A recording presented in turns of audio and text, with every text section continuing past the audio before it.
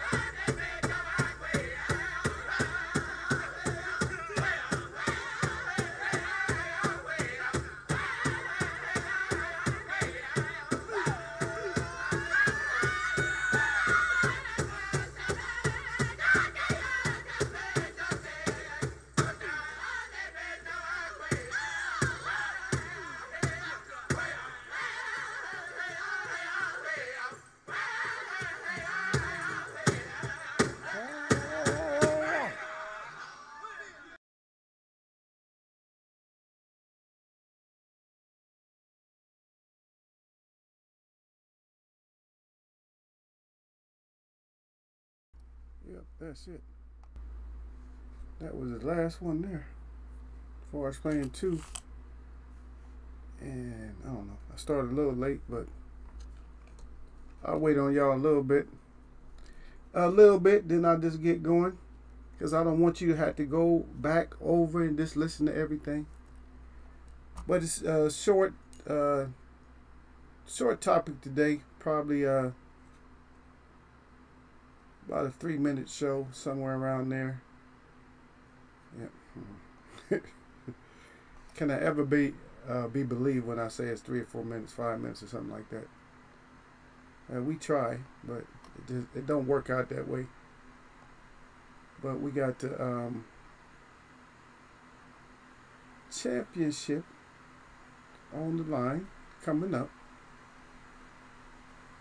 So we got a championship fight coming up, a couple of championship fights coming up that I more or less want to talk about, that I'm interested in, because there's always stuff we can talk about, but then there's other stuff that some other, other chats and stuff I want to talk about. And I've been reading, and I don't know if you guys, I don't try to endorse certain people, but if it pops up in my feed, I will read it, or I will pay attention to it sometimes if it pops up in the feed. So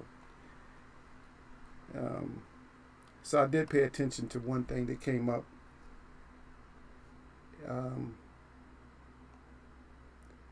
And that was Tank Davis sparring Lolo.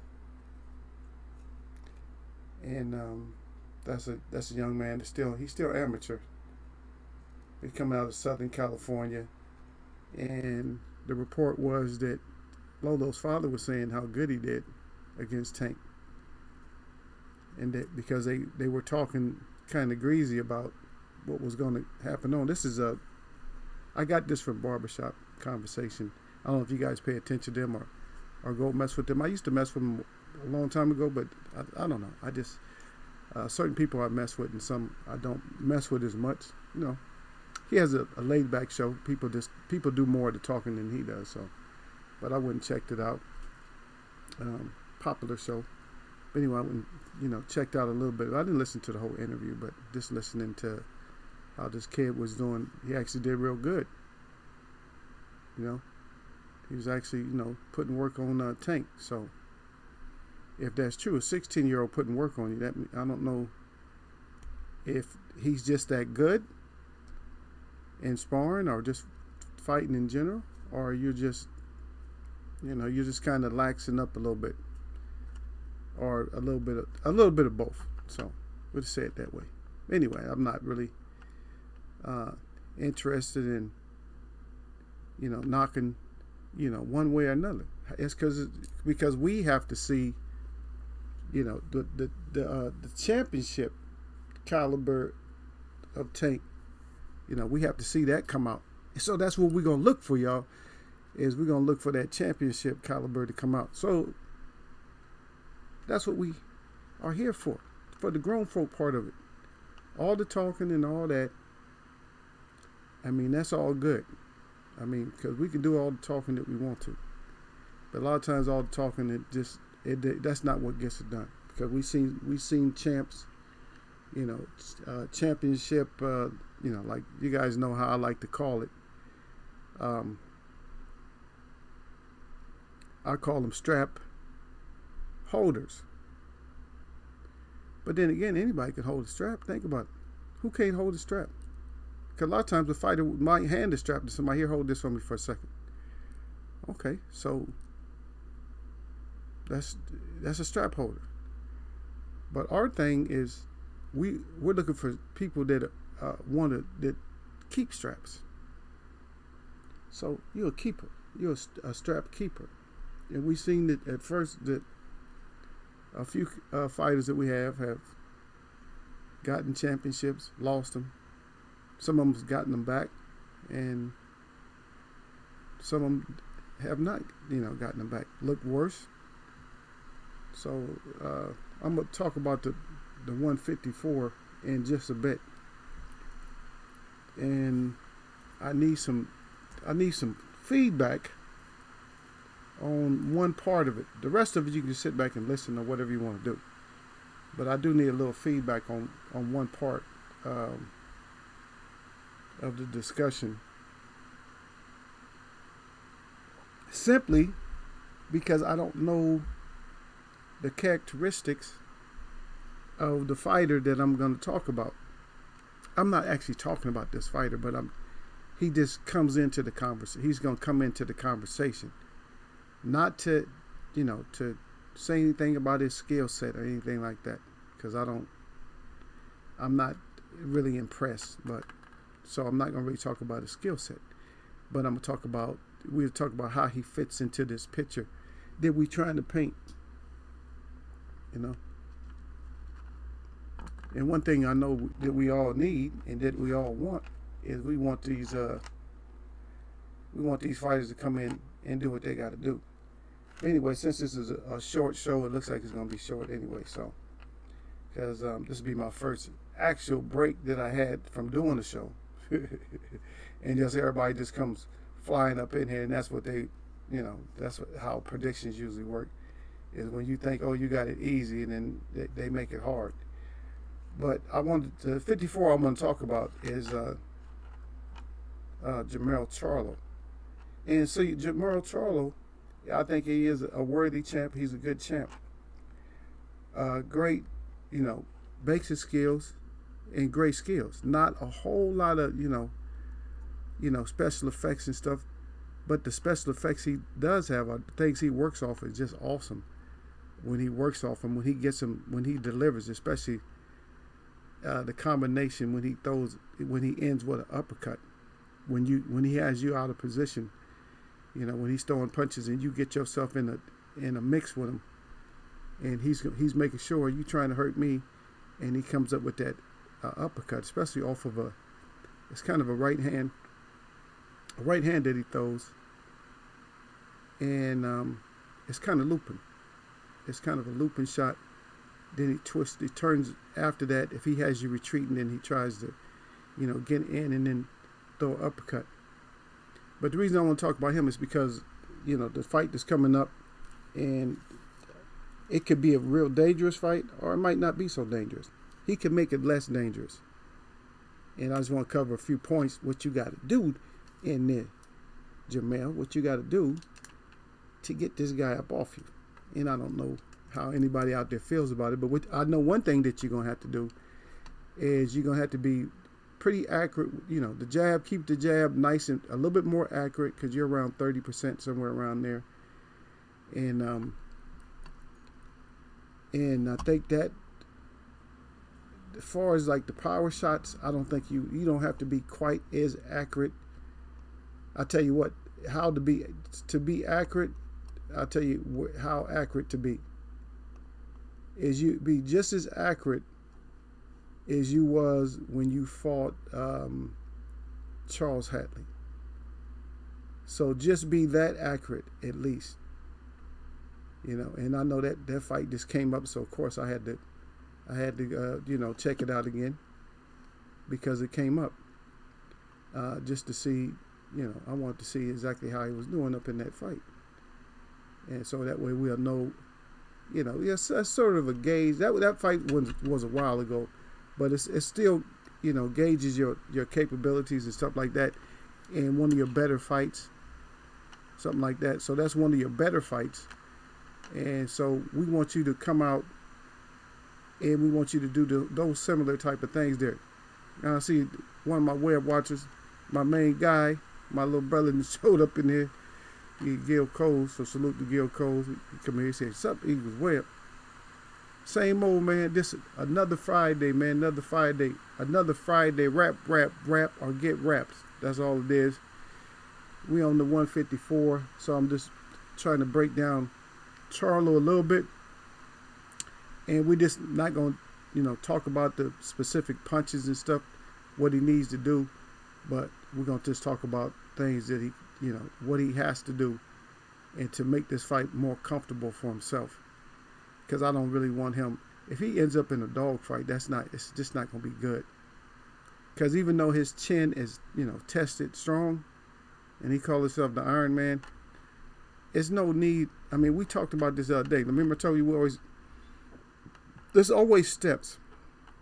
It's like when we talked about the one time and everybody else. It's always steps. So when you got your name, I mean, you branded with your name.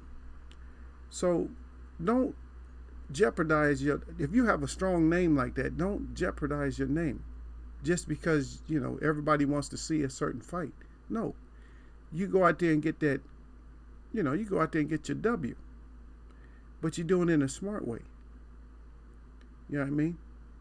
And so for him, this fight coming up, he's going to have to get that. The jab is going to have to land a lot more. And I would say that I would go for body jabs a lot more than going for head jabs. So for every jab you throw to the head, throw 2 to the body. Something like that. I would say that. And then, keep your power punches right where they're at, about the same level that you did when you was fighting Hatley.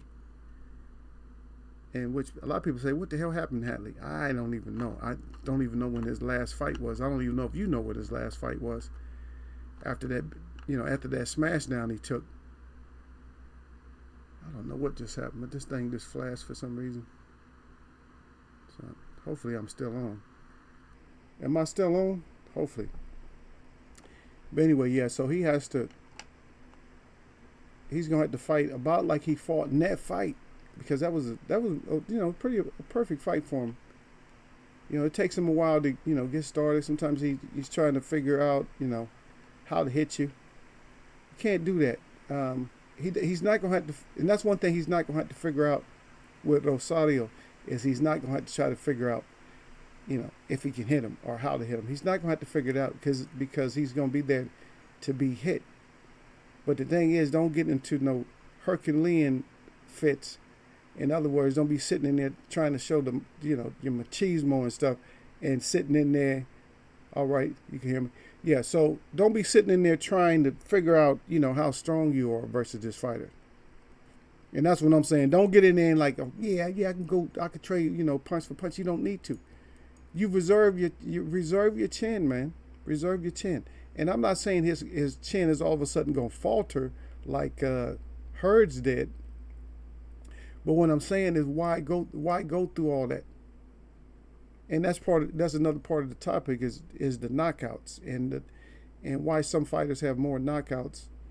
And matter of fact, why at the end of George Foreman's career, something like that, why didn't he have as many knockouts? A lot of people don't get it. They say power is the last thing to go.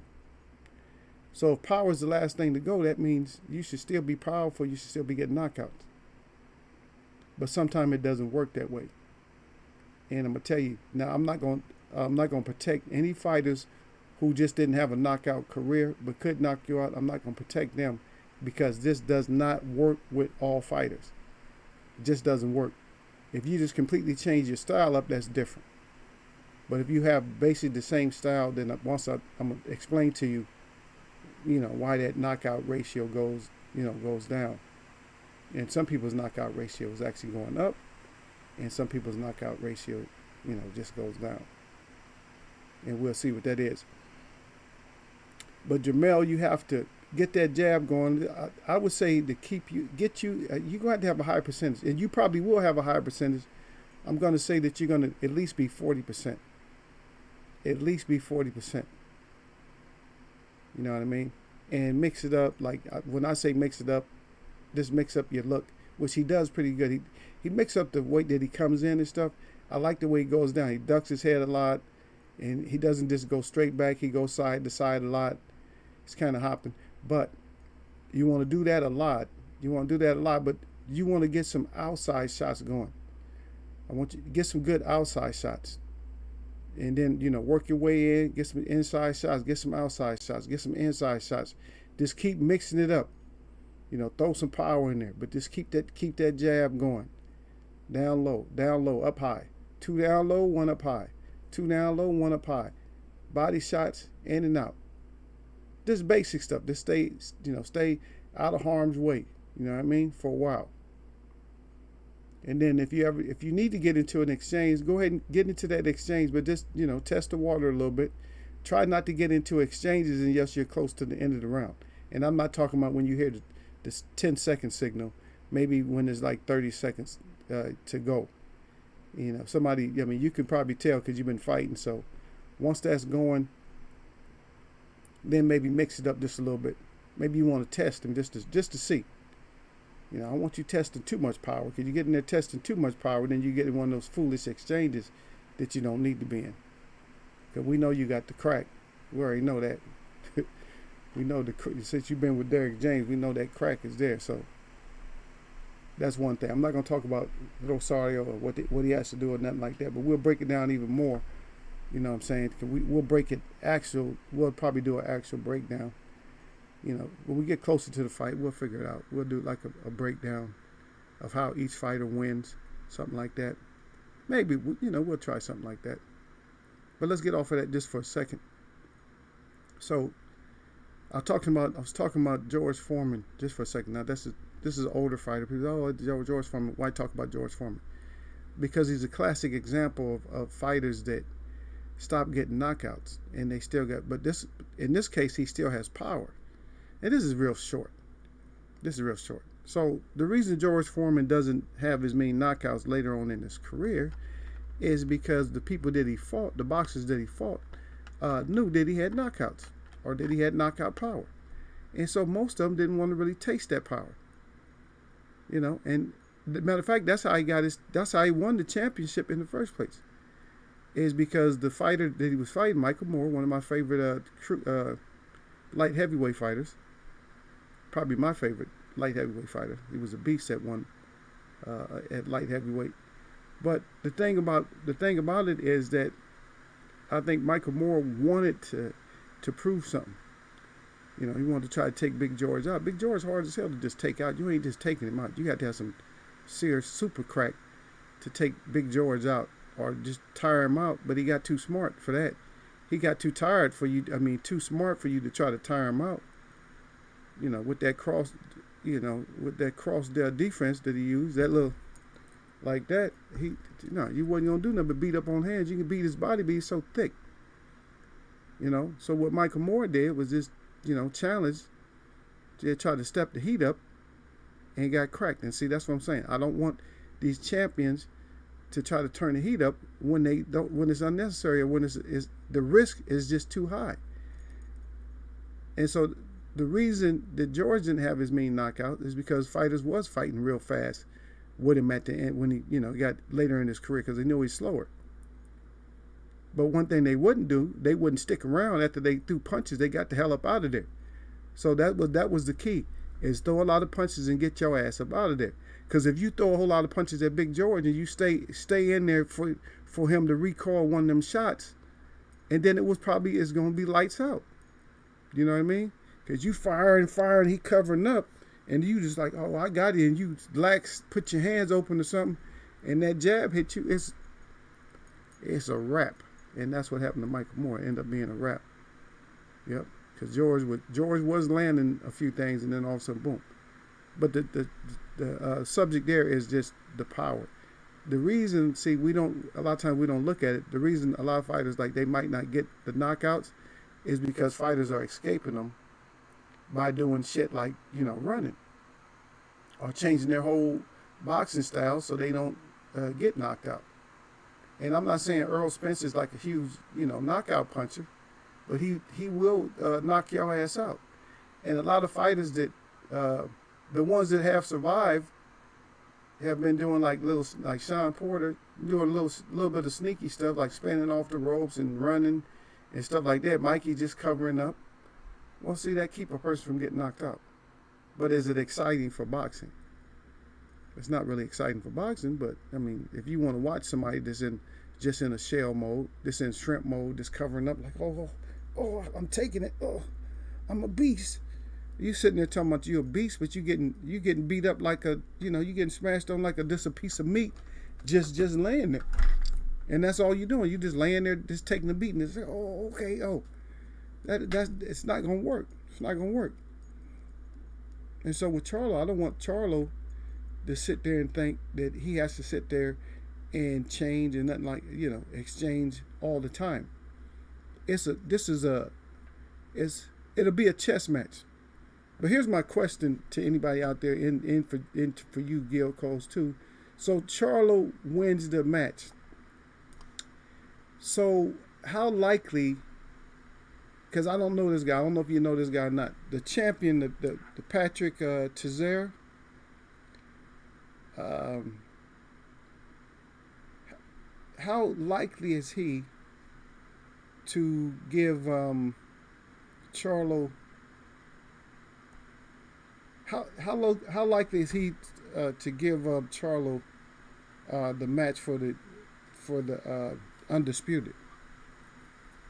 Because I don't know anything about. I don't know his camp like that, or I don't know his record like that. I know his. I don't know his. If we're gonna talk about resumes and stuff like that, I don't know how good his resume don't look like. I mean, it's not like impressive. So it ain't really impressive. So, but his record is. His record, he got a good record though, right?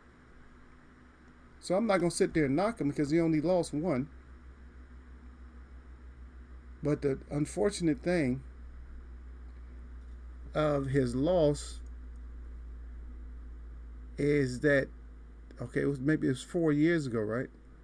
Probably a little bit more than 4 years ago.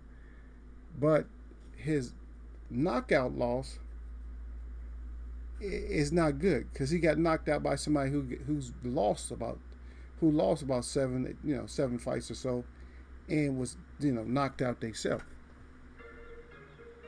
They've been knocked out. So, as a matter of fact, they was knocked out 4 times. So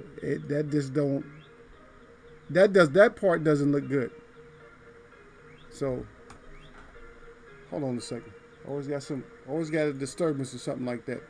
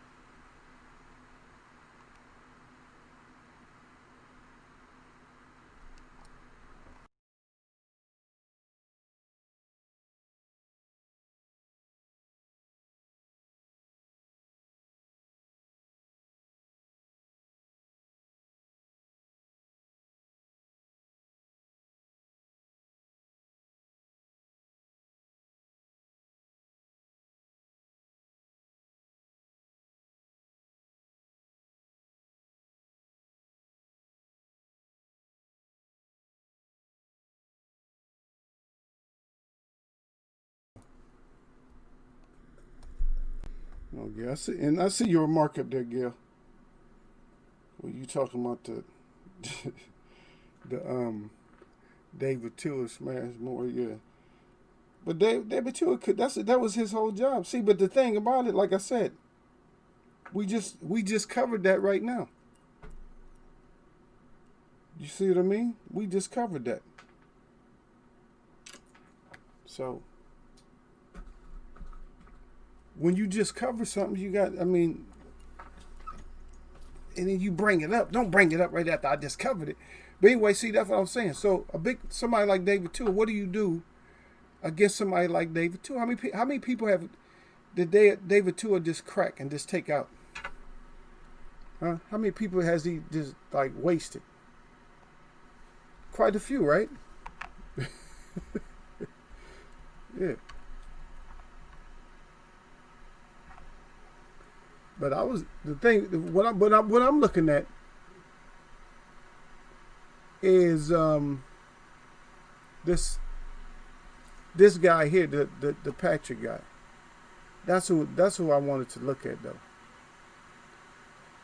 Is because, and the reason I wanted to look at him is because I want to see what is he gonna do. What are you gonna do? Because what David Tua had almost 60 fights.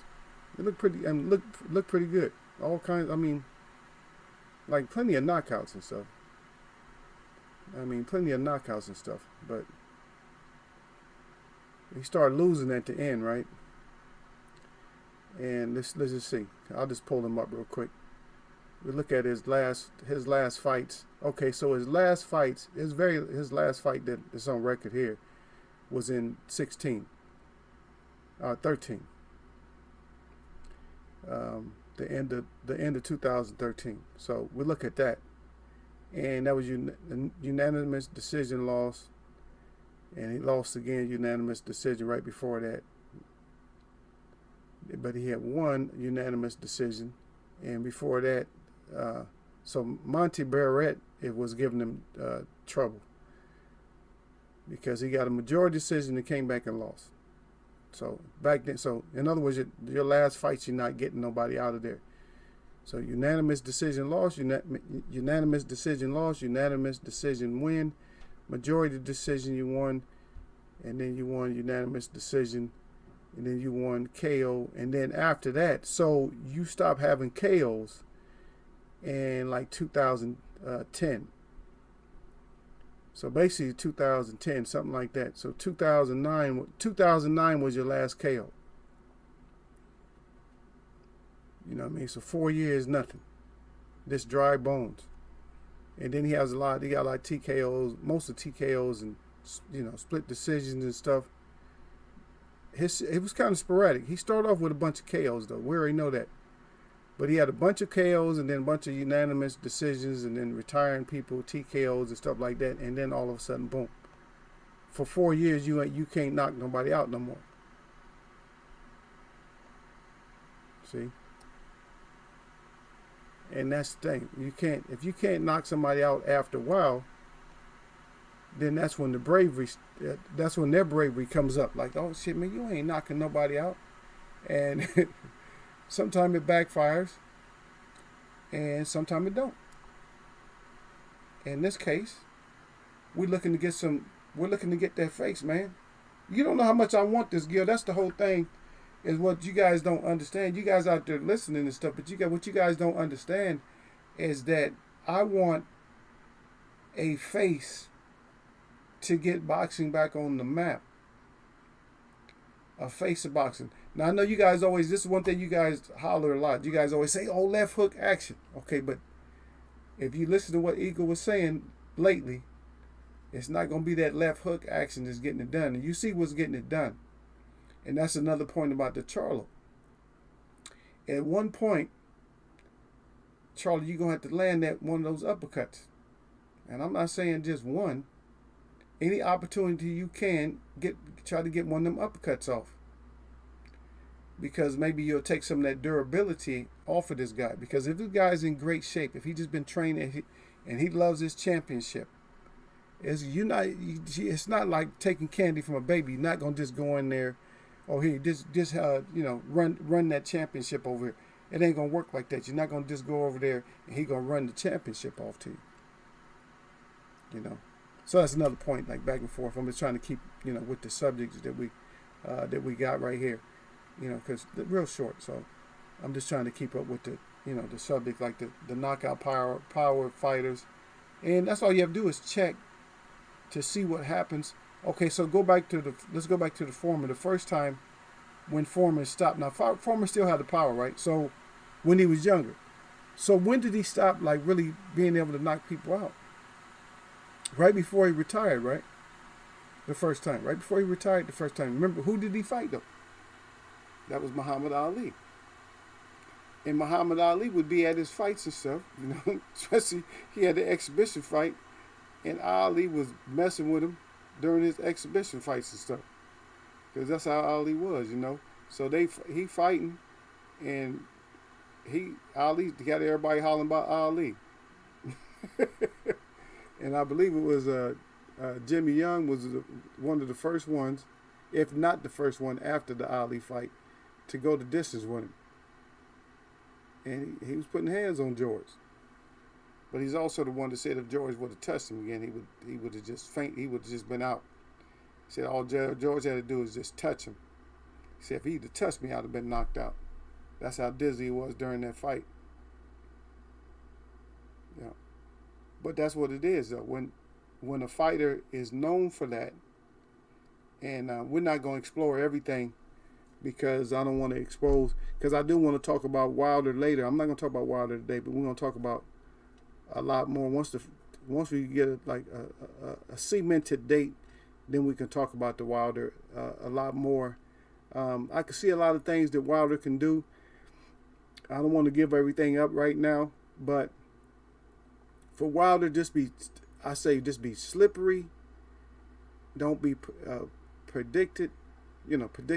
So in other words, don't do the same thing over and over. In other words, don't just stay on that back foot. Change your look, which you can, because Wilder, I have a lot of confidence in Wilder that he's so athletic that he can change looks. And we don't have a lot of fighters. The namesake, what I just said, was Muhammad Ali, but we don't have a whole lot of fighters that can just like change looks. The great ones, Muhammad Ali is good at changing looks. Sugar Ray Robinson was good at changing looks. Sugar Ray Leonard was good at changing his look. And actually, MTM at one point was good at changing his look. Because when he started off at Pretty Boy, he fought different. He was more offensive minded. And then later on, he got more defensive minded. Yeah. So you have a lot of fighters right now that they don't have that ability or that adaptability to switch it up. Like I can't switch it up, but you got to be able to switch it up. And that's how we gonna get the look. Cause we're not gonna have that look, Gil. You're gonna have to be the face of boxing, man. And Gil Coles, his gloves is hanging up somewhere. So Gil Coles can't be like the face of boxing when his gloves is hanging up. You know what I mean? You got to have your gloves on too, man. If you're gonna be the face of boxing, get your gloves hanging up somewhere, and you the face of boxing. See, that's not how it can work, man. Cause you just getting endorsements right here. I don't know where else you're getting endorsed at, but you just getting all your endorsements here. See, and we need somebody that's gonna get endorsed all over the board. And I don't even know, so don't ask me, because I have never really thought about it. I don't know who our main candidate is. When you talk about candidates for it, I don't know. So you don't ask me who the candidate for is for the look. And I'm not talking about Manny, because I know you're gonna say Manny is newsflash. Manny's not the face of boxing. You're stupid. He said, if I got it, I got it. If you got it, what's up? What color you want, man? What color you need, Gil? What color? Hey, what color gloves you need, man? Your training gloves, you want the lace ups or you want the strap up? You just want the strap up or the lace up. I get the gold ones, go in there with the gold. I say, yeah, y'all don't want Gil. Hey. If we had it like that, believe me, man, it'd be a combination, man. They couldn't mess with it, Gil. If we had it like that, it'd be a combination nobody want to mess with. They couldn't even take me as being the hype man, as the Drew Bundinia Brown. They couldn't handle me being like him. They couldn't handle me doing that. Because I'm gonna have the words for him. I'm gonna have the rawest words for him. That shit gonna be raw. That shit gonna be rawer than rare meat, man. I'm telling you, man. Or just cut off the steer meat. It'll be raw. They gonna be like that Eagles where it's something else on us. Cause I'm gonna berate the boxer. I'm gonna berate him too bad. Like you ain't got no business up in here.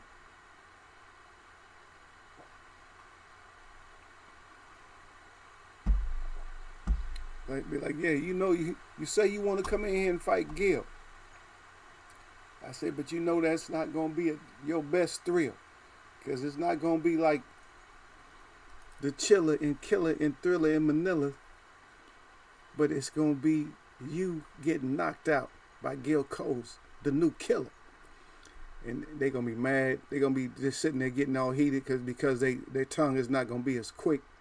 Or something like that, or they gonna have them slow boxer responses. And I'm not knocking. I do boxing, so I'm not really knocking boxers like that. But y'all know what I'm talking about, because that's how they depict it, is being slow like that. But they're gonna have the slow responses, or They gonna have to look to another side for somebody to give them answers of how to respond.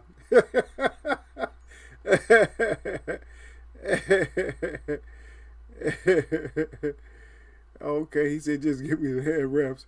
He said covered with glue and dipped in glass. Yeah, that was Gil the hurricane slash uh, glass slasher, glass slashing and chin checking. All in one. Yeah, that glass wrap will do it. Not glad wrap, but that glass wrap, that glass wrap would definitely do some do some damage to somebody, man. But hopefully we, besides yourself, hopefully we don't see we don't see those type of antics in the ring. But then again, see, so we talk about all these different things, man, because we can cover like thousands of things. But we talk about these things all the time, and what a lot of people aren't understanding is we will bypass. A lot of times, see, we bypassing that shit, Gil. So we bypassing all the dirt that could be done.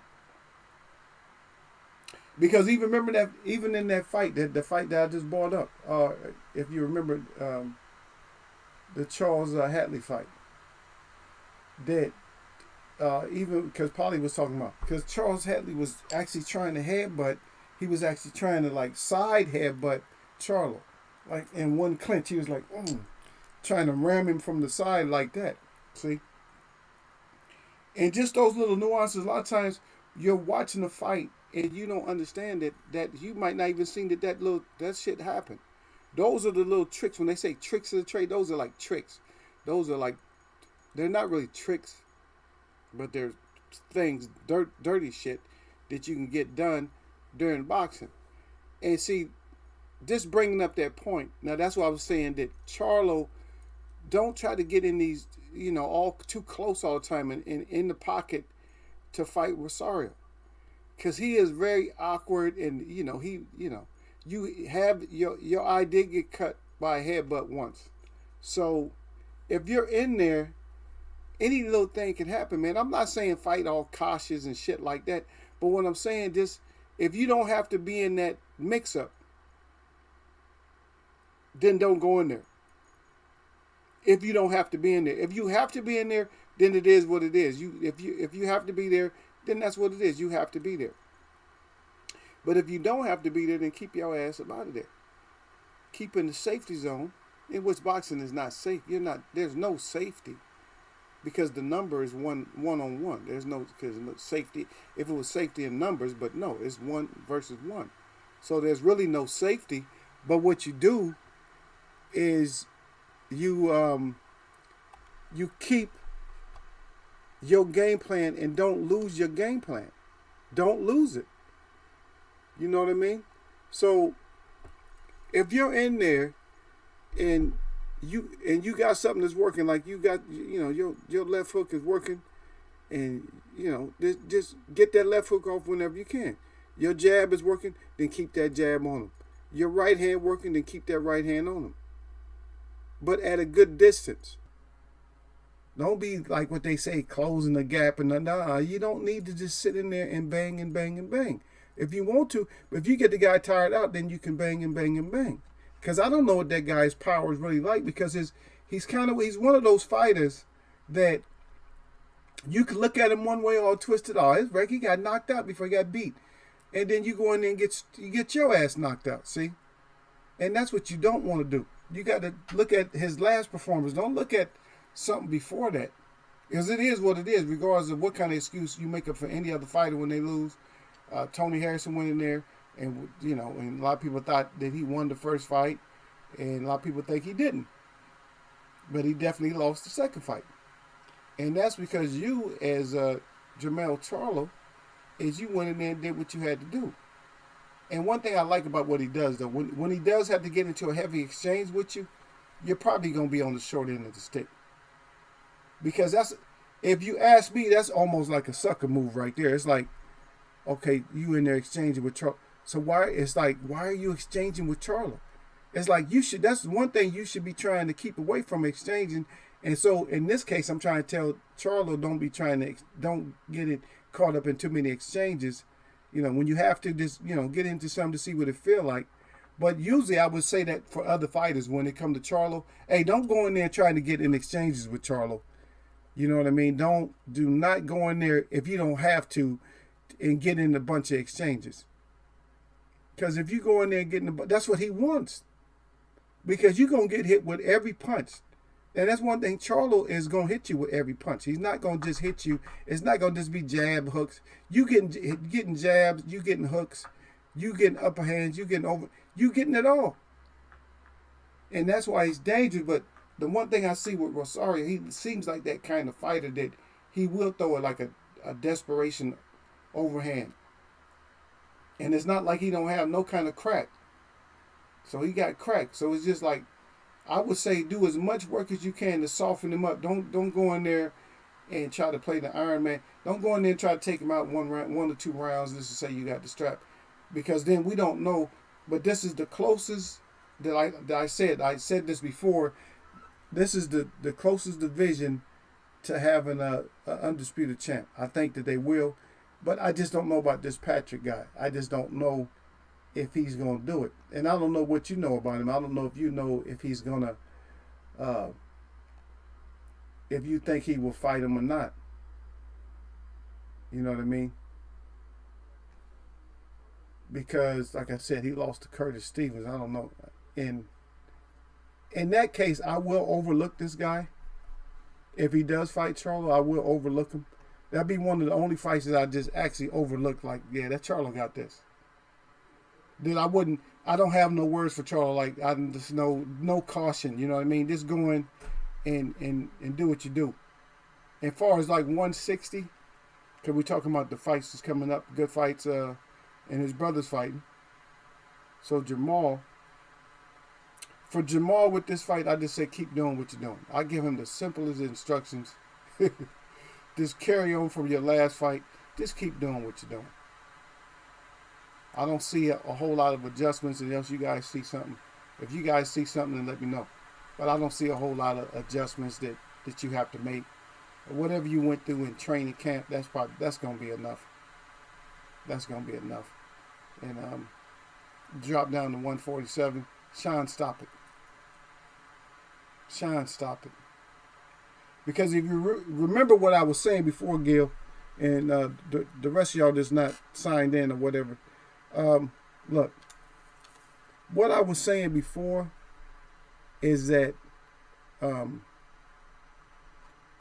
Sean was more or less, trying to do the same thing that Tyson Fury did. But Tyson Fury did that same thing after a loss. But Sean's trying to bypass it. So, Sean, what you're trying to do is you're trying to go right back into championship status after one win of somebody that you look impressive fighting, but there was something was missing. I'm sorry. Something was missing in your performance. And I'm going to say it was the knockout was missing, but there was other shit that was just missing.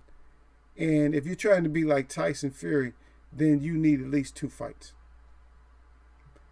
But we're not falling for the Otto Valine and shit like that. But that would be nice. You fight somebody like that ends up busting you up, cracking your skull open. That'd be a nice thing to see, so we can see how you fight with that kind of controversy or whatever. If you got that much blood running down your face, but I don't think they'll let it go.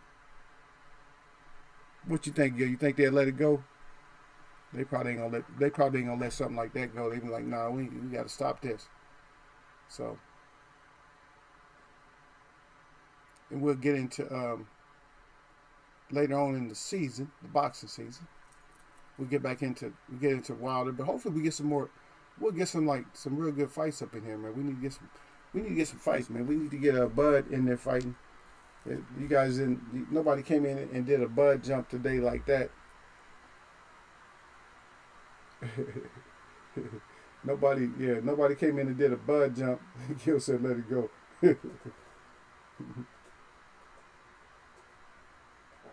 Yeah, he gotta let it go, man.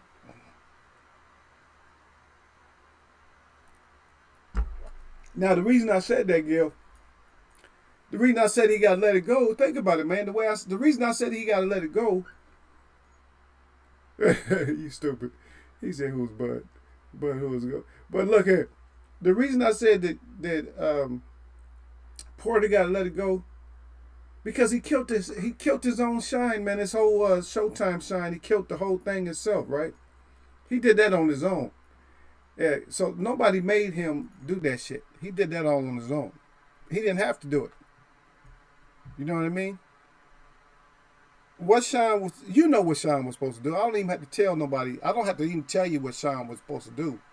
Sean was supposed to throw his ass right back into the lion's den, is what Sean was supposed to do.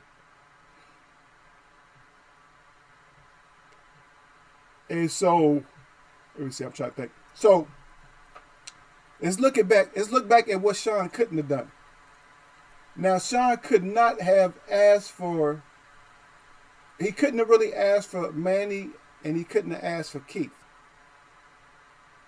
So what's the best thing that Sean could have, who the best fighters that Sean could have asked for to get right back in there? And you said, who's Bud? And you said Bud, you said, who was Bud? And then you said, Bud who? So think about it. So Sean Porter should have jumped his ass in there with Bud. Instead of playing that old scary, oh, I'm friends stuff and all that shit. Nobody want to hear that, man. Because we talked about the major friendship in here that we talk about. And that's going to be my example for anybody that comes up with this friendship stuff. And I'm going to always bring up the Simon Brown and Maurice Blocker. I'm going to keep bringing that up. I said, so sometimes friends got to go. Yeah. Because it was Earl or somebody said they'll fight anybody. I don't care if you're my brother, I'll fight you. Now I kind of draw the line at that one because I don't like siblings fighting like that. Cousins, it's still kind of a thin line. For me, I'm not gonna say kind of a thin line. For me, I give that like a thumbs down. Like, no, you don't fight, regardless if your family, you can't fight them. One of the best middleweights, as far as boxing wise, I used to love to watch this guy box. He ended up losing some at the end, but he was just always on the back burner. And that was, God dang it, his name was Robbie, right? Robbie, I think it was Robbie Sims, right? Marvin Hagler's half brother. I think Robbie Sims, right? Robbie Sims? Am I wrong? Let me check it out. I don't know. You know all this information, man. I'm not a walking encyclopedia, but hey, sometimes I do it. Let's see if I was right. We'll just check it out. See if Eagle's spitting the knowledge the right way, or is he screwing up? Let's see. I'm not gonna, one of you guys might be giving me the acknowledgement that it was okay. Yep, that's who it is. Yep. And so I used to love to watch him fight. And I think he just could not get that. You know, he couldn't get the accolades because of his brother. So he just couldn't, you see what I mean? He couldn't get the fights. And that's exactly who it was. It was Robbie Sims. So they didn't do it back then. And so I'm not ready to condone something like that today, because I'm already used to that kind of shit not happening. You know what I mean? God damn. Why you only you all by yourself? You ain't got nobody to fight with you right now. Yes, I mean, somebody's in it. I see people came in and out, but they don't want to mess with you. He said, Bud, who? He said, Sean. He said, Sean would have fought this guy named Bud. Yeah, Sean would have fought this guy named Bud, but that's what we needed to see. But he went out and fought the Formula Man. Now, think about it. Now, I don't know, because you say who was Bud. But we know who Bud. I mean, matter of fact, it's kind of that you brought it up. Now, I can say it like this. Uh, for the most part, we knew Bud, but then let's break it back into boxing terms. So we knew Bud, but guess what happened? So Earl Spence puts out this thing out. Earl Spence says, "Keep the same energy." And so now, as grown folk, we look at that. That's the new. That's one of the. That's the new label for boxing. That's a new label for boxing that we use right now. You know, because fighters, they put up labels and stuff. Boom, like the greatest everything. They put up labels. So that new label about keeping the same energy. That's a good label to use in boxing. But but we're gonna say that. Has Bud kept the same energy? Or is Bud on some bullshit? This ain't no Bud jump today because I hardly even mentioned him because we was talking about the 154 and we was talking about a little bit more. Okay, so in that same token, okay, but I throw it out there, is Sean Porter keeping the same energy? Matter of fact, as the face of boxing, is he keeping the same energy? Because it's like, and I feel for you on Keith. It's like, damn, Manny when he got that win, like, damn, he got that win. But what is he doing now? And I'm tired of hearing this shit about. So now, Manny's giving himself a bad look, and now, okay, he's up in the conversation. So now I bring up a little bit of stuff that I'm seeing and hearing about Manny Pacquiao. That he's trying to get maybe Mikey Garcia or Conor McGregor. So it's either beat up Mikey or go get some, try to get some more bag money. And the Conor McGregor that's probably not gonna go too long if he did fight. Conor McGregor doing it for another money grab. It might be big because maybe people have confidence in Conor McGregor. Oh yeah, he probably can get it done now. If he didn't, because Floyd beat Manny, so maybe and Conor McGregor. Some people still under that delusion that he was doing great. They didn't go in there, and Manny's gonna take him out in 3-4 rounds at the most. Once that heat starts catching up with Conor, it'll be soon. It will be before 6 or something like that. He's not gonna mess with him like Floyd did. But that's your black eye though. And that's a deserving black eye. If you come in and pull that shit on us, if you come in and go and fight Conor McGregor when you know you're supposed to be fighting somebody else, you got a black eye, even if you is the face. Get your ass in there and fight. Ooh, guys, fight somebody. I wouldn't even care if you fought Brooke. Fight somebody. But you talking about Mikey? I'd rather see you fight Brooke over Mikey. You know what I mean? Or Sean over Mikey. Sean Danny over Mikey. I mean, how many Ugas over Mikey? Too many fighters over Mikey. But these privileged fighters, though, that's what they turning it into, like a privilege, man. Get your ass out of here. Get your ass up out of here. Because all these little tricks and stuff, it work on some fans. Like, some fans will fall for it. But for me, I'm looking at it like it's all tricks, Gil. And, I'm just looking at it like most of this shit is just tricks. You tricking us. You acting like we kids. You tricking us. Oh, what kind of trick is this? Oh, I'm ready for championship again now. Man, get your ass out of here, Sean, with that shit. That's like, you on that begging Benny shit, man. You begging on that one, man. You're reaching. You're reaching and you begging on this, and it ain't gonna work. Not with us, it ain't gonna work. It'll work for somebody else, but you begging. When you go out there, because you did some, you think it was a good move, but that was some shady shit that you pulled. And a lot of people ain't gonna go. A lot of people go, oh yeah, Sean, good, yeah, he went. That guy was under. See, me and Gil and other people ain't gonna fall for that. Oh, he was undefeated. Yeah, right. And it's just like I said, this other super welterweight that has the belt, the Patrick. So he has a belt, and we know that he only lost one fight, but he's not gonna beat. If Rosario wins, he's not gonna beat him, and Rosario probably will ask for him. If Charlie wins, he's not gonna beat Charlie. So we're gonna have an undisputed, and that's what we need. But along with that undisputed, I don't know what kind of face the Bananas would make. He'd make a good face for the Latin people, for sure, 100% for sure. All kinds of Latin endorsements, all kinds. I mean, all kinds.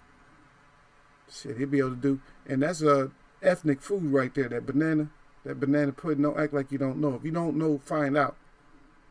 If you don't know, you better find out about it, man. That peach cobbler, banana pudding. Don't think I don't know, man. Y'all think I don't know, man? We got it too, man. We have the same things, man. What are you thinking? We got a little bit of other stuff. We work with the blueberries and the acorns and a lot of other stuff, but we in the same boat. We mess with the pumpkin too, man. The sweet potatoes type of stuff. We mess with it's the same. They the same kind of dishes, man. The squash, squash soup, sweet potato pie, all that stuff. We mess with the same thing, man. Stop it.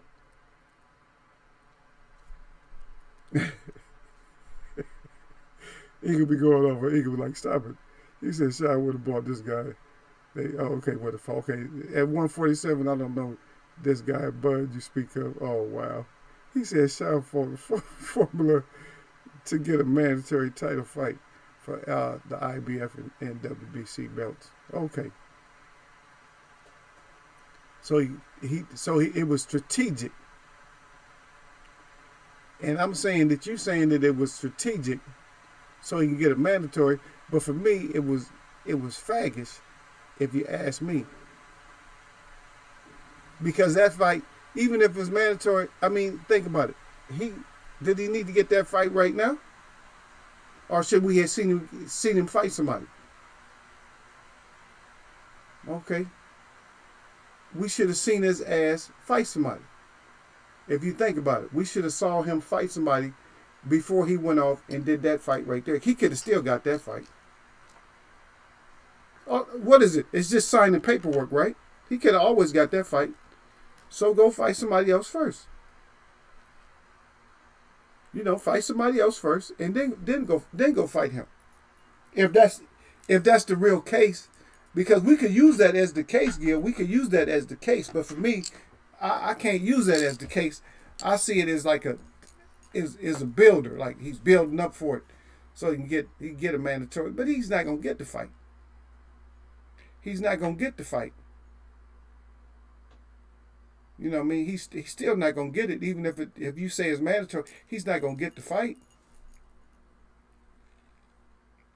It's still gonna be a while. He's not gonna get the fight. It's like I'm next. You're not gonna be next. He's still not gonna be next, regardless. Right? Because right now Danny's a mandatory, right? So Earl he ain't gonna fight. So he don't have to fight Sean and get the mandatory right there. Okay, I say, Hussein, y'all say Hussein is up in here. He said salute Eagle and Gil. Yep, that's what you see. Yep. You said who Sean should have fought? I think Sean should have got back in there with that controversial fight, and I think he should have went ahead and beat Dgust. Before that, he could have already signed up for it. It's been a long time he could have already signed up and got back in there. He could have even signed up and fought Danny. There's a lot of times, it's a lot of stuff Sean could have did. Because see, if he would have fought Dgust, that would have eliminated Dgust right there. If he would have fought Danny and won, he would have eliminated Danny. And then who's left? There's nobody left but Keith and Earl. That's it. It's like even the fans would have demanded a fight. Like they would have been labeled 1, 2, 3. They would have been labeled 1, 2, 3, and Keith would have been probably 4th. They probably would have had Keith. Matter of fact, Keith would have, if Keith would have fought somebody besides Manny and held onto the strap, he probably would have been like at number 2. He could have held on to the number 2 position. Yep. If he would have fought somebody else, he could have held on number 2. But it would have still had to been like somebody up in there, like the top 5 somewhere. I'm not saying if he would have fought Earl, I don't know. Anything could have happened, could have lost anything. That's what I'm saying. But you said it wasn't controversial to you. But you got to listen to the whole crowd, Gil. You say Sean B. Dgust, it wasn't controversial to me. But see, this is this is where we make our mistakes, though. Even with me, a lot of times, if I see something a certain way, that's why I always ask you guys. I say, "Well, I seen it this way. How did you see it?" Now, if I got, say for instance, I only got 10 people in the chat. If 6 of them respond and agree with me, then if it was something that was controversial, then I'm like, okay, well, y'all seen it with me. And then, so I'm taking that. Now, if we do the stats with it, so let's say, for instance, if you multiply times 100, say the chat was 100 times bigger, 1,000 people. So that means 600 people would have agreed that, with me, that something was controversial and we needed to do that remix. We need to do that run back. But some stuff you don't need to run back. And I understand what you're saying. To you, it wasn't no controversy. But even the Danny Garcia, you got Danny Garcia fans that swear up and down that Danny didn't lose no fights. That's what I'm saying. But those are just like, the fans are going to say that there's no fight that Danny lost. All the fights that he lost was it was all controversial, all the fights that he lost. See, now who wants to believe that? So if they really do believe me, them Philadelphia fans, they really believe that. So after this fight here, we're going to see. Are they still going to say that Danny got cheated out of the three fights that he lost, that he got cheated out of all of them?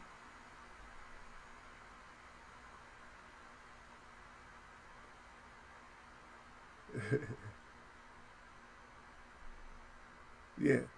And I don't know. I can't answer that, sir. I cannot answer that when you say that why didn't Porter have a rematch clause for a belt, but bums like Dylan White got clauses to a rematch for a mandatory.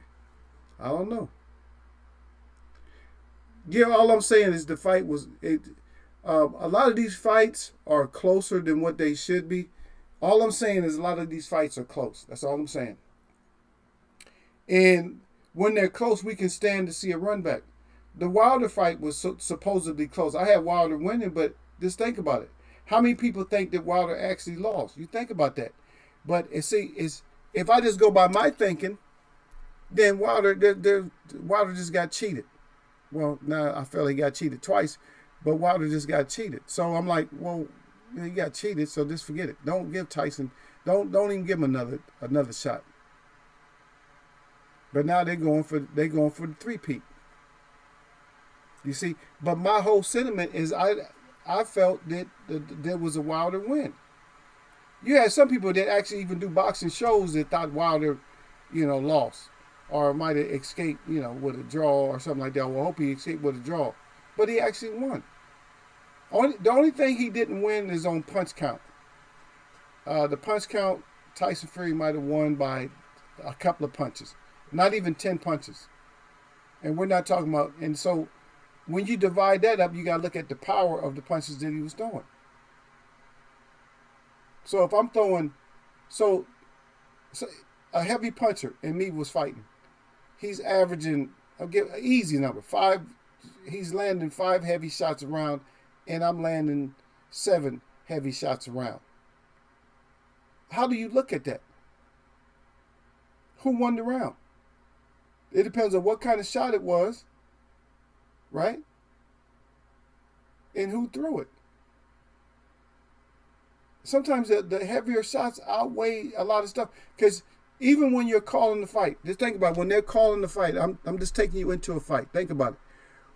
When, like say for instance, somebody's calling the fight. Now when they're sitting there calling the fight, guess what happens? They say that I think this is exactly what they'll say. They'll say, "Oh, I think that fighter X outlanded fighter Y, but I think fighter Y punches were more effective."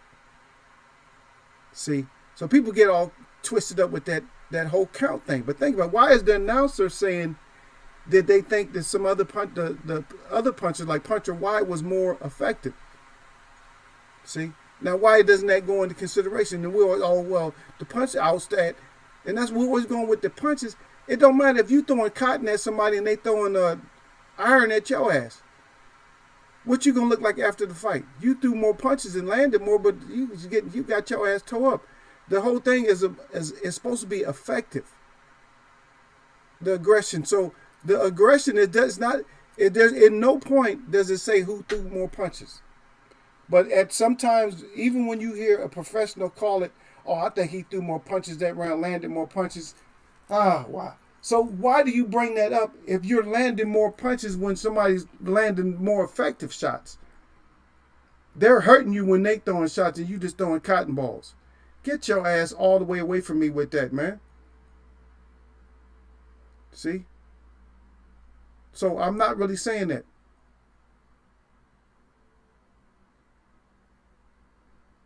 And you say first fight, Wilder lost outside of the long count. No, Wilder did not lose, man. To me.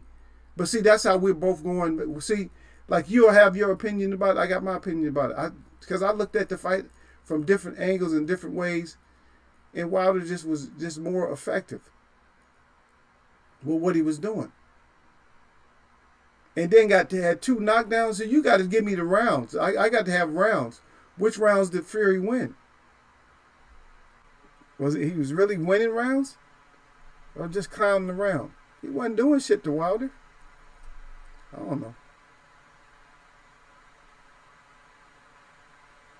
Yeah.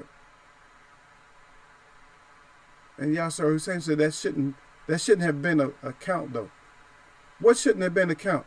And plus you got to understand, and this is another thing that was messed up during that fight. It was actually another knockdown in that fight too. Did you remember that? There was actually another knockdown in that fight that they didn't count. So, like I said, some people they want to be the look and some people they don't. Just go back and look at it, man. You got to see the whole thing. You're going to be, oh shit, I didn't know that was a knockdown. That would have been another 2 points. Think about it. 3 knockdowns, that's quite a bit. All right, but I'm not going to get all into what woulda, coulda, shoulda. We seen what happened in that first fight and then the second fight. Second fight was no doubt who won. And I don't know which fight you're talking about that shouldn't have been a count. Or what are you saying? Which one shouldn't have been a count? And then Yasser again, he said the UK ref called it of when Dylan was our clean. He said our clean and Dylan, a UK fighter. But you know what? There's 2 dirty fighters fighting. That last fight, and one of them got cracked.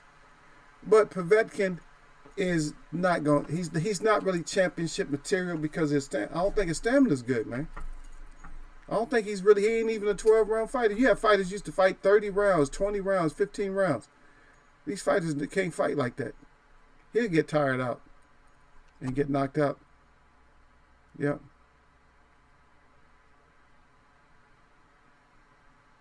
Okay. Yeah, you said, but your USA ref started a long count. And see this, and I don't like to keep. Okay, and see, this is what I don't like to see. Yes, sir. I'm gonna tell you something about me. And when you talk about boxing and you talk about counts and stuff, this is where everybody makes their biggest mistake when it comes to a count. Is people think that the ref has to make it to 10. That's what they keep thinking. They think 10, you're out. No. You don't have to be out for 10 seconds. A knockout is a knockout, but a 10 count is like a grace. They're giving you the grace of, like, I can count to 10. I can stop the fight, or I can count to 10 to make sure that you're okay. It's just a safety precaution, but it doesn't always make sure that you're okay. Let me show you something real quick, because I don't know if you came in here for this, and y'all know what I'm gonna show. Okay, and I'll turn my volume off, and then I'll turn this up. Listen, and the reason I'm showing you this.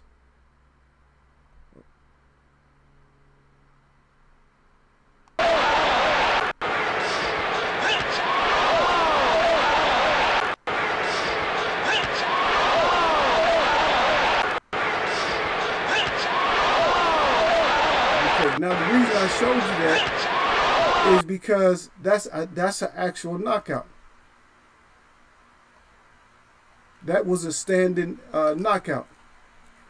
So a safety precaution, a 10 count is a safety precaution, and it's not really even for the fighter as much as the benefit of the ref and the fighter, because the ref is like, oh shit, what should I do?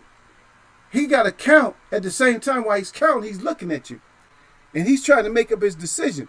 Now, sometimes a ref might get the 3 and be like, no, that's it.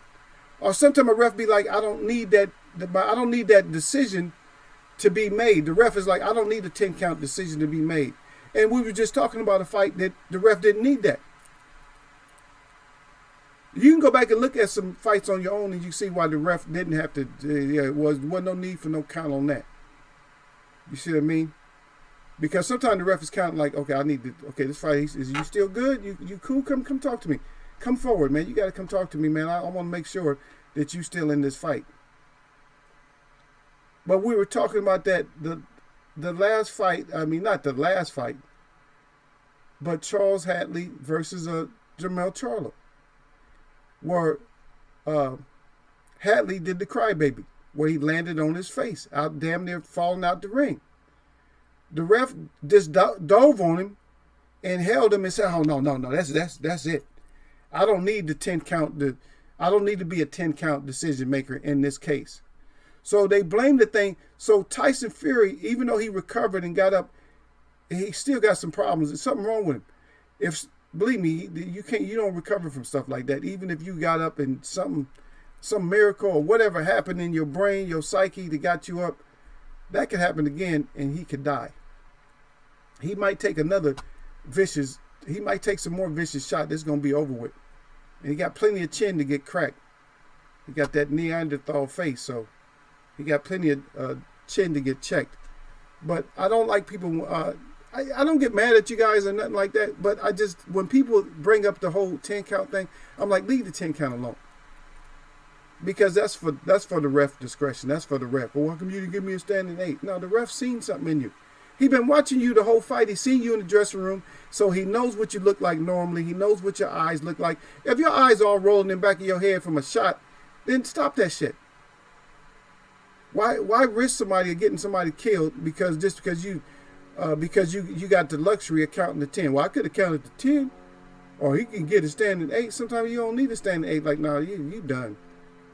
You done. It was a case in point where Tank Davis landed like about 5 uppercuts on the fighter. The fighter didn't go down or nothing like that. The ref didn't give him. She did not. I forget the guy he was fighting. She did not give him an 8 count. Nothing. She just ran over and just like, no, that's it. You can't just be sitting there taking 5 or 6 straight uppercuts from a hard puncher like that. So we don't know the faculties. We don't know if you was registered. Maybe you wasn't out, but you was actually out. You know, your chin is going like that. You don't have, your legs are still in shape. Your legs say, I ain't got shit to do with your head. So your legs is locked up and you good. But no, you battered. Believe me, it's time for you to quit. Yeah. Let me see what y'all got. Yeah, sir. Husan, he said he agreed. Yeah, but things are stacked against Wilder, in my opinion. Yes, things are stacked against him. But in the Eagles Web, we call it all even, so it don't matter. I have fighters that I like. And the thing about Eagles Web is that when you come in here, it don't matter. We'll go in with favorites, but everybody's favorite, it don't matter. If I ride with Gil on the Charlo fight or whatever I ride with, whoever I ride with, it don't matter. I can't really do it. I can't really pick a fighter like that. I can at home and hard. I can pick to myself, but I can't really pick fighters because I got to call them out when they get in here. Because people will say, what happened to your fighter? No, it's not what happened to my fighter, because I'm going to have to talk about him one way or another. I'm going to end up talking about him bad in a lot of cases. It's like you went in and got your ass knocked all the way to F out. And in here, I roast them, I would say, like medium well, for the most part. Now, I could have roasted the hell out of Dylan White. He did do a kind of a good job, but it's just to be the caliber of fighter. If he was in a heated fight, I probably would have roasted him. But it was a methodical fight, slow fight. They both slow as hell. They're not going nowhere. They're not going nowhere. and this was talking about the first Fury fight. Okay, and Wilder, yep. But you're right though. You said okay. So I said I agree with you, Eagle. He said at the Eagle. Yep. I said it's saying there should not have been a count to begin with. Fury was out. Oh, okay. Cole ref should have stopped it. Yeah, and that's what. And see that was the whole point about me talking about the whole 10. 10 is just like something that's here's 10. They loan you 10 to use if you need to. You see what I mean? That's like safety money or something like that. Like here's 10 in case you need it. But a lot of refs just like, no, I don't need no 10. You out, man. Your eyes is rolling back. That is a actual concussion. That is an actual knockout. People want you to be out for 10 seconds. Everybody don't go out for 10 seconds. And that's why some people, their careers is last longer. It's because they have that ability to not be knocked out for as long as other people. But what does it do in the long run? Huh? The CTE or whatever. You know that. What is it? When you suffer that long-term, brainstem trauma, you see, because some people don't get knocked out as long. Some people just don't. But you out. If I see your eyes rolling back in your head, you out. Yo, that's out. I'm calling it. I don't care if you wake up and I'm fine, ref. No, you was out. You are fine. Your recuperative powers is good, but your ass was flatlined in front of me. And if you was flatlined in front of me, that's it. I got to call that one. Yeah. Oh, you said Gil understood my stoned ass. I understood what you meant afterwards, but yeah.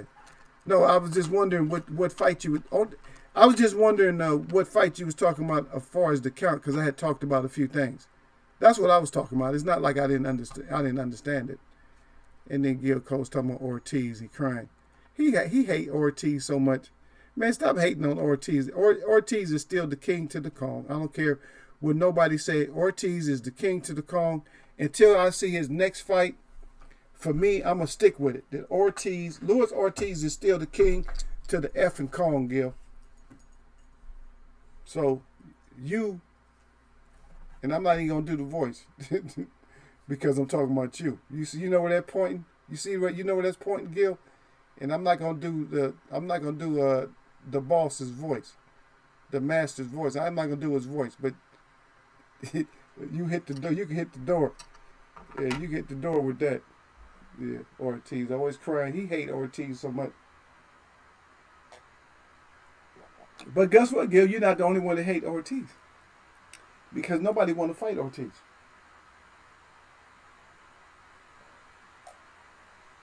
But don't use that shit. Don't use Ortiz like a 10 count.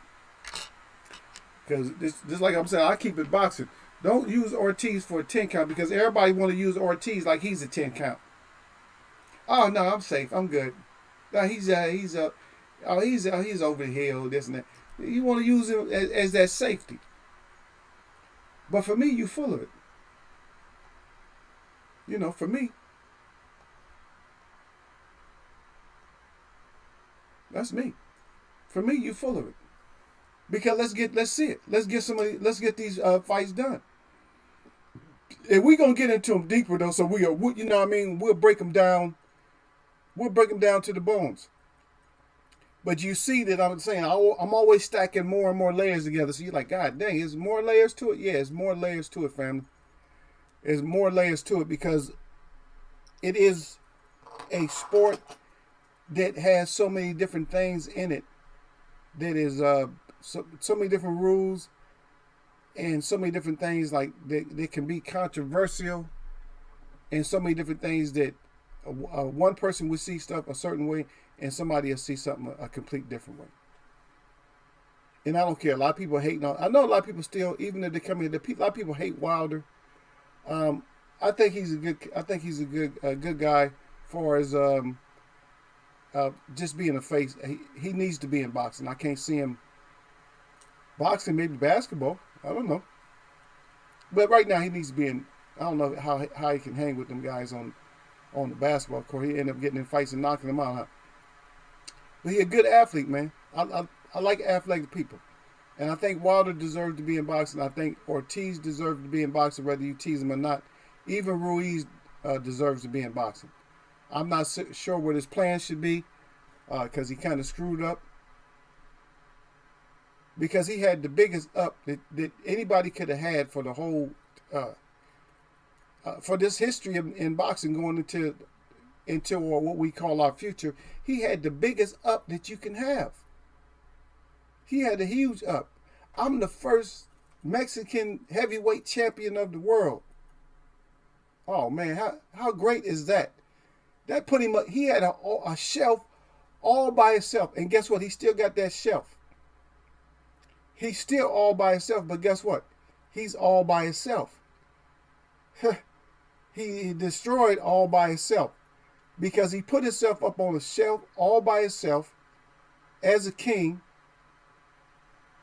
And then when you look at the underscore, so when you look at it, you say, so because longevity. So you look at it, so we're going to look at they do this for all the champions, right?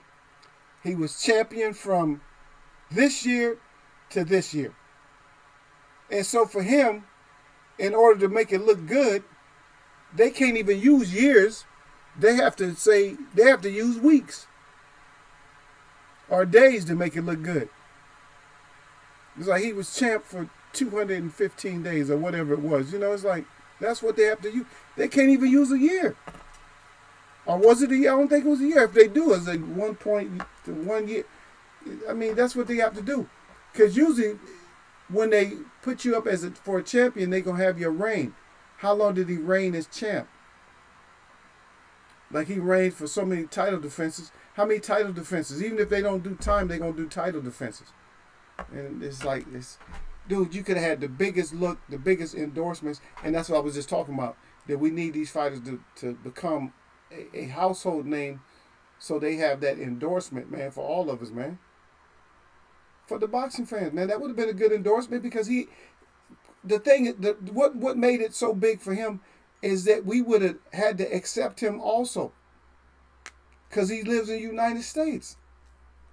So he would have been a huge face. And they was already hollering about the Snickers thing and all that. Come on, man, Snickers ain't that's not no small thing. Snickers ain't no joke, man. That's pretty big. That's not cars.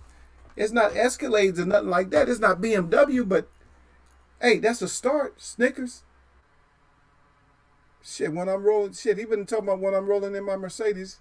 You know what I mean? While I'm in my Mercedes, I always make sure I pack my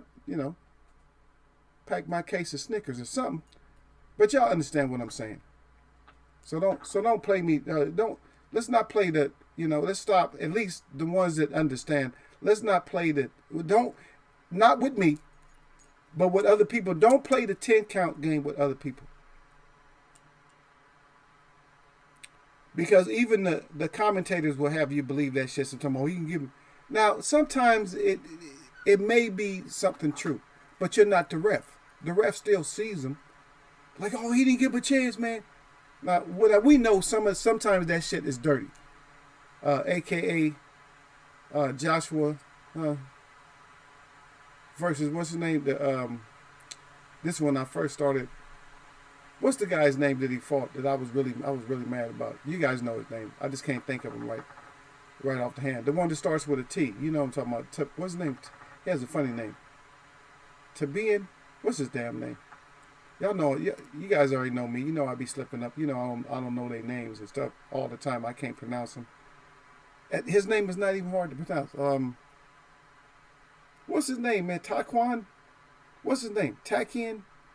What's his damn name? Takin? Taquan? Takian? What's his name, man? Y'all put his name up. Y'all know who the hell I'm talking about, man. Don't tease Eagle. Y'all know Eagle. This ain't my language. Hey, y'all put it up, man. What's his damn name? Takian? Takam? Taki? Taquace? Whatever his name. Tacos. Whatever his name is. Taco M's. But anyway, so Tacos, I didn't like that fight because he was not allowed to fight. And I think he was doing good. He was not allowed to fight. And that's why. So that in that case, yeah, I'm like, the ref, you full of shit. But most of the time, the ref ain't full of shit. That's what you got to realize, that 90+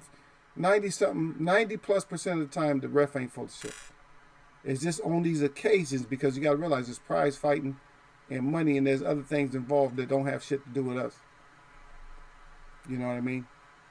But so stuff like that 10 count, get that shit out your head. That whole 10 count shit. Let's stop thinking about 10 counts. Let's think about fair stoppages. You know, that's what we got to look at, like a fair fight, fair stoppage. You know what I mean? So the Wilder fight, the first fight, so it should be even a TKO versus a KO. So Wilder knocked your ass out, you came back and got the TKO. That's the only way I can look at it. Wilder knocked you out, and you got a reprieve because of the slow count that should never happen, because the ref can clearly see that your ass was complete. Everybody seen you was already drooling and knocked out. You know, it's just like that fight that because when I go back and show y'all that Frazier fight. So when I go back and show you guys that Frazier fight, I'm just letting you know that a lot of times it's up to the ref. See, the ref could have maybe preserved that guy's career. Maybe his career, his career or his life would have lasted longer if the ref would have said, you know what, I got to stop this, man. You're taking too much punishment. I just watched you get knocked out while you were standing up. And I'll tell you another person that you guys might not know. Ali could take a standing knockout too. You didn't even know. Nobody talks about it, huh? Yep. He could take a standing knockout, but he had a whole different chin set, you know. Yeah. Yeah, Sir Hussein said Ruiz ate his way out of the heavyweight championship. Yeah, that's what. Yeah, if you see, you weren't here for my show when I talked about that, y'all. So I talked about that because the AJ fight in here in Eagles Web is known as is a childhood game, and I'll take it to you from the UK or something like that. But it's a childhood game that it still goes on. It's been going on, I don't know, maybe 100 years, hundreds of years and stuff. It's called tag. And it's just when you pick on somebody that you're always tagging them all the time. And so we call that fight, in here we call it tag the fat boy. That's all AJ did was tag the fat boy and run. Because usually when you play tag the fat boy, they or the fat girl, whatever, or the fat person, they can't catch you. And that's why you play tag the fat person. But the one thing you don't want to ever get as a child, the one thing you never want to do is you never want to be in a situation where you're alone with the fat boy where there ain't no authorities around. Because just because he was fat don't mean that he couldn't fight or wasn't going to smash you. But that's what we call that. Yeah, he ate himself out of that. Yep. And Takam, yeah. Yeah, Takam, yeah. That's what I was trying to say. Man, y'all know what the hell I was saying, man. Because I called him Taquam and I was saying all kinds of shit.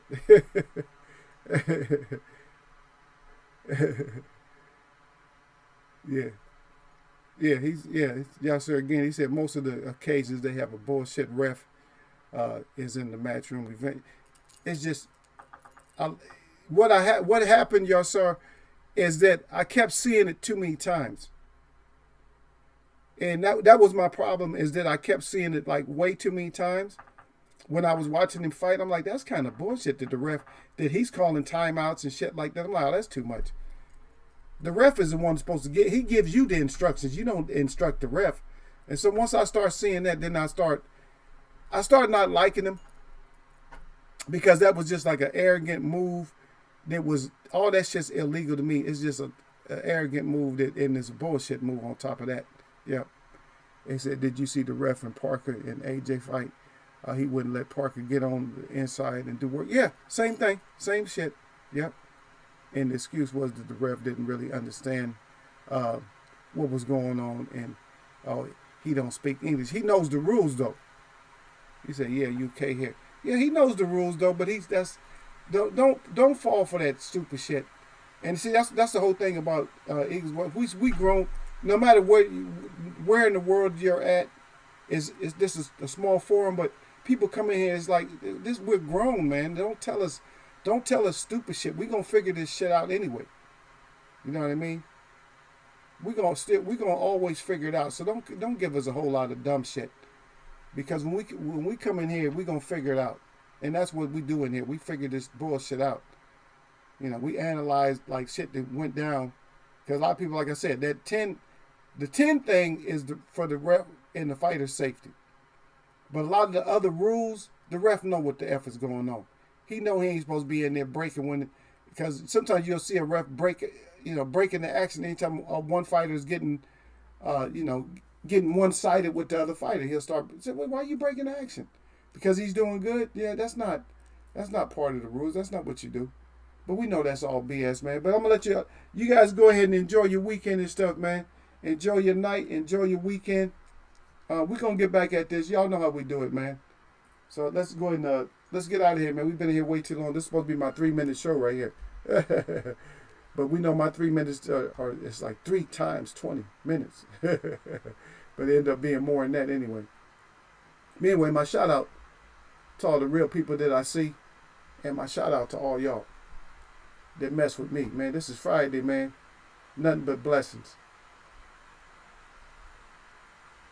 I'm gonna catch y'all, man.